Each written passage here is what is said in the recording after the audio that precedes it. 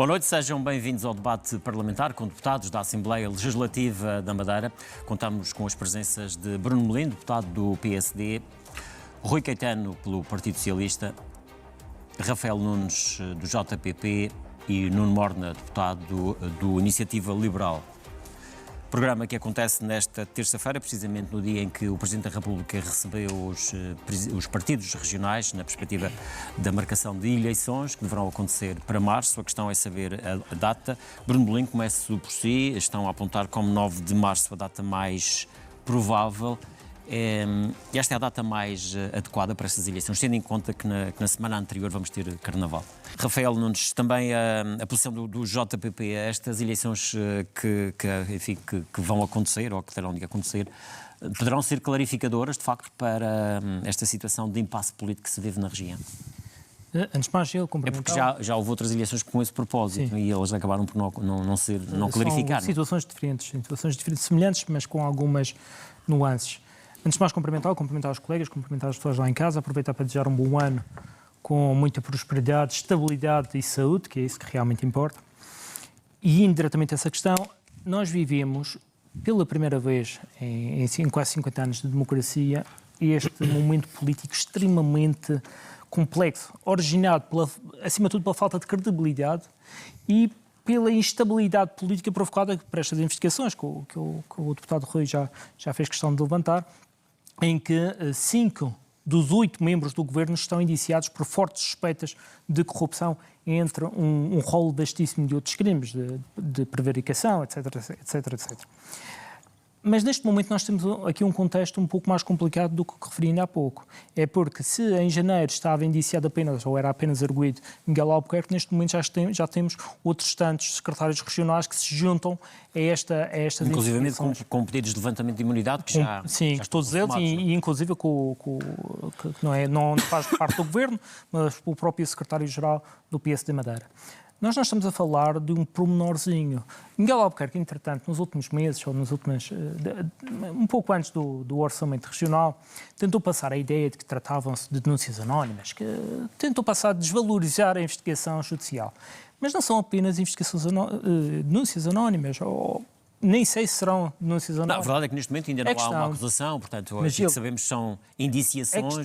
A questão que se coloca aqui é que o despacho do Ministério Público baseou-se em provas recolhidas e em inúmeras escutas telefónicas. Escutas telefónicas que levantam as suspeitas de que o dinheiro dos madeirenses, aquele tal dinheiro do novo hospital que iria parar, aquele dinheiro da unidade do Porto Santo que iria parar, dos medicamentos do hospital que afinal não viriam porque não havia dinheiro, aquele dinheiro dos impostos dos madeirenses poderia estar a ser usado ilegalmente, ilegitimamente, para financiar o PS de Madeira, para financiar algumas empresas de alguns amigos e para haver assim uns envelopezinhos de dinheiro a passar de um bolso para o outro.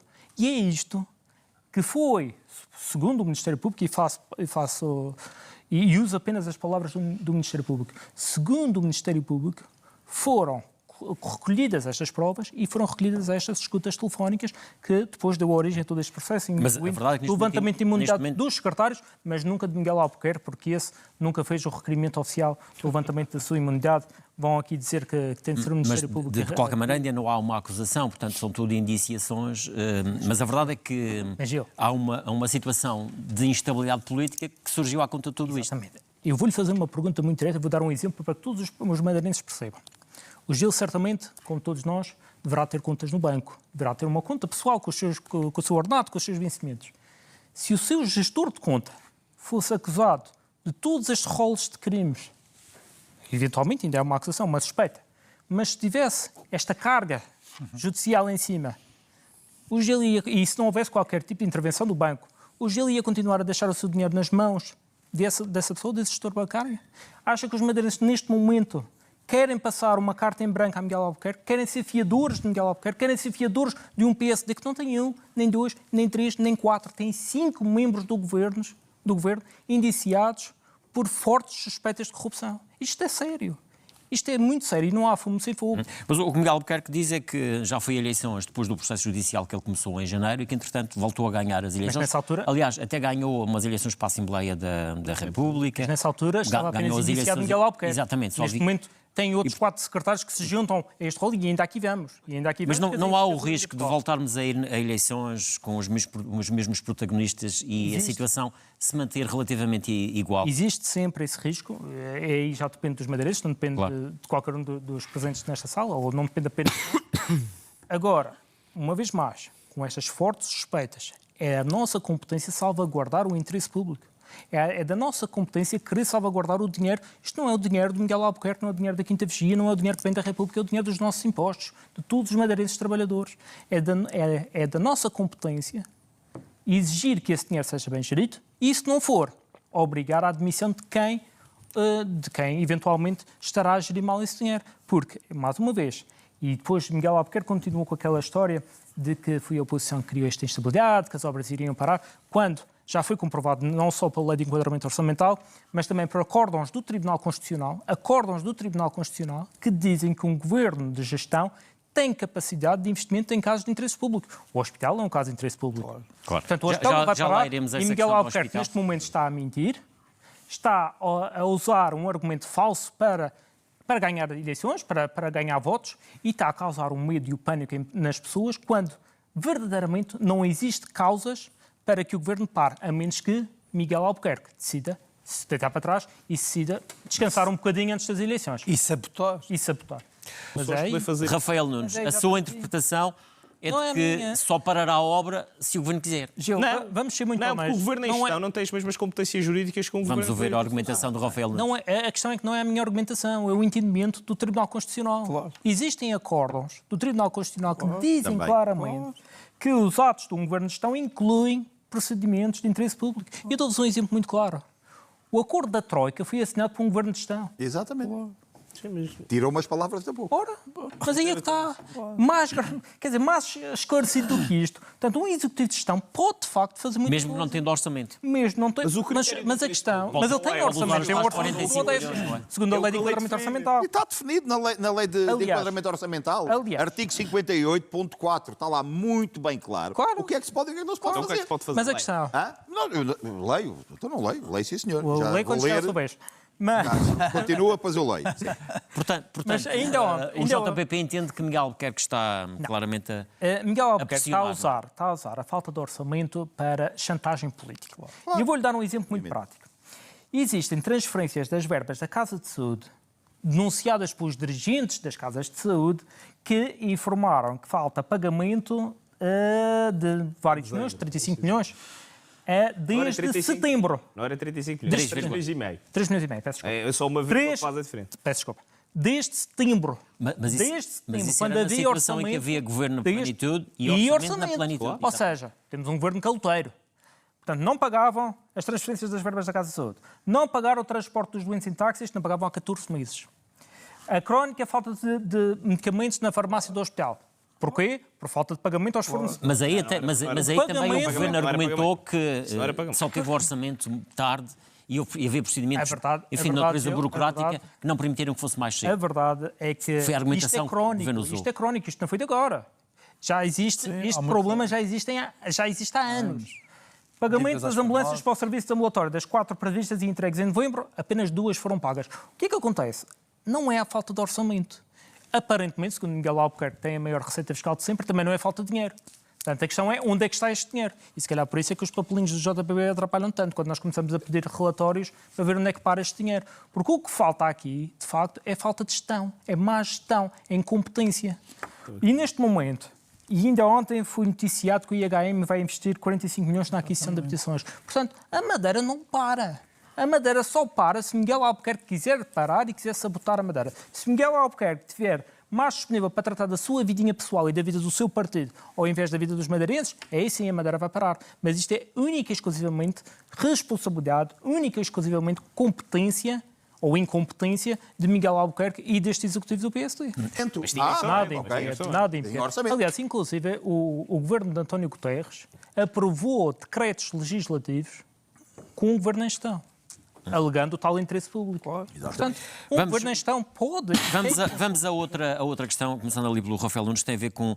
Para esta semana estavam marcados 3 plenários. Sim. O desta terça-feira compreende-se que tenha sido cancelado ou adiado, porque, enfim, foi o dia em que foi marcado as audiências com o Presidente da República, mas havia plenários para esta quarta e quinta-feira, que, entretanto, não se concretizaram e que o JPP até contestou o facto de haver esses cancelamentos. Sim, foi por proposta do PS e do CDS, salvo erro.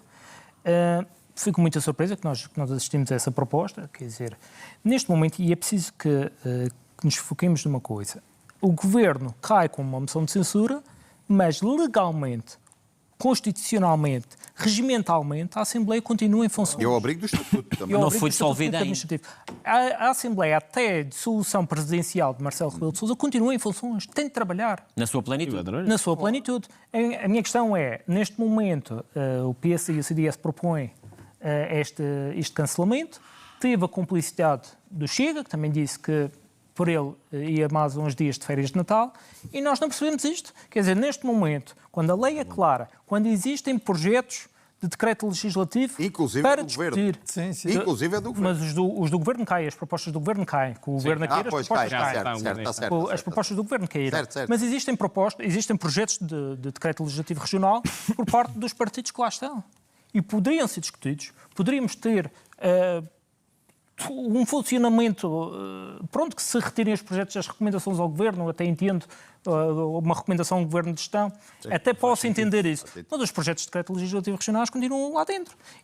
E neste momento nós estávamos, e eu tive a oportunidade de dizer isso na Conferência dos Representantes, nós estávamos prontos para trabalhar, nós temos amanhã o grupo parlamentar, porque o nosso líder parlamentar e uma deputada foram a Belém para a audiência com Marcelo Rebelo de Sousa, mas amanhã estarão cá e estávamos hipoteticamente prontos para trabalhar. E mesmo que não tivessem, continuávamos com o grupo parlamentar, estávamos prontos para trabalhar, mas PSD, CDS e Chega preferiram... E o PS, como é que foi? Não sei. Adiar ou prolongar as suas férias de Natal, e isto realmente os atos ficam com quem os pratica. Da nossa parte, uma vez mais, e até o deputado Nuno Morno também fez uma intervenção nessa conferência, da nossa parte estávamos prontos para fazer as funções para as quais fomos eleitos, para trabalhar, estávamos prontos já com as matérias estudadas. Mas acha que neste momento há um cenário político, enfim, Gil, mais uma há vez, condições para o debate no Parlamento? Agora, cada vez mais. Neste momento é que, realmente, se o Governo cai e fica em gestão, a Assembleia, tendo a oportunidade de trabalhar e tendo a obrigação de trabalhar, principalmente num cenário de instabilidade política, tem essa obrigação. Quer dizer, não querendo, a maioria dos partidos lá presentes, neste caso o PSD, o CDS e o Chega, não querendo trabalhar e ter as suas funções ativas, quer dizer, aí mais uma razão, aumenta a urgência realmente de eleições antecipadas, quer dizer, senão é ir para a Assembleia, de uma forma incompreensível, completamente estapafúrdia, para a Assembleia, e com o Governo em gestão, então aí se calhar é que politicamente corre-se o risco de não haver mais atividade. Bom, estamos a caminhar para o final do programa, gostava de ouvir também a vossa opinião relativamente a uma matéria que pode já ter influência nas próximas eleições regionais, tem a ver precisamente com a lei eleitoral que vai ser discutida esta semana na Assembleia da República. Rafael Nunes, há a expectativa de que este diploma possa já estar pronto para as próximas eleições regionais, o que pode ser aqui, de facto, um acrescente, nomeadamente a possibilidade de haver o voto antecipado, enfim, para além de outras questões. Aqui levantam-se três questões essenciais. O voto antecipado, a questão da lei da paridade e a questão do voto em braille para os visuais. A principal boa notícia neste aspecto é que, aparentemente, a Assembleia da República já tem esse diploma na ordem de trabalhos, o que faz com que... Quinta-feira. O que faz com que, iniciando-se a discussão e, eventualmente, com a dissolução da Assembleia Regional, o diploma não se perde, passa a expressão. O diploma já fica sob a alçada da Assembleia da República e depois segue os seus trâmites normais. A partir do momento do agendamento para a discussão. Mas a questão é saber se, de facto, o diploma chegará a tempo das próximas eleições regionais. Isto tudo depende também do agendamento. Tudo depende do agendamento, do tal trabalho em especialidade. Poderá ser outra matéria que Marcelo Rebelo de Sousa também tenha em conta, não? Tenha em consideração, sim. Neste caso, eu penso que não existe, pelo menos da nossa parte, acho que não existe... Houve unanimidade aqui, portanto... Penso que lá na República, quer a Iniciativa Liberal, quer o PS, quer o PSD e os restantes partidos... como o LIVRE, o Bloco de Esquerda, o PCP, ok. Mas se os partidos têm representação na matéria votarem favoravelmente, é um selo de garantia de que a iniciativa fizeram parte desta... claro. Portanto, Pode haver aqui algumas drive, dúvidas de constitucionalidade de algumas matérias que o Não, Presidente da República das possa matérias. suscitar. Destas que passaram. passaram. Aquilo é a adaptação da lei eleitoral regional daquilo que já se pratica no país Portanto, em não há outras grandes eleições. dúvidas, Não, não, nenhumas dúvidas. A questão realmente dos prazos, tudo depende de Marcelo Rebelo de Sousa, uma vez mais, fica dependente da marcação das eleições e do próprio trabalho parlamentar na Assembleia da República. Bruno, vamos tentar perceber o que é que vai acontecer nos próximos tempos, saber se as eleições acontecerão já com uma nova lei eleitoral ou não. Nuno Morna, Rui Caetano, Bruno Melim e também Rafael Nunes, agradecer a vossa presença. É o ponto final nesta edição. Voltamos daqui a uma semana. Boa noite.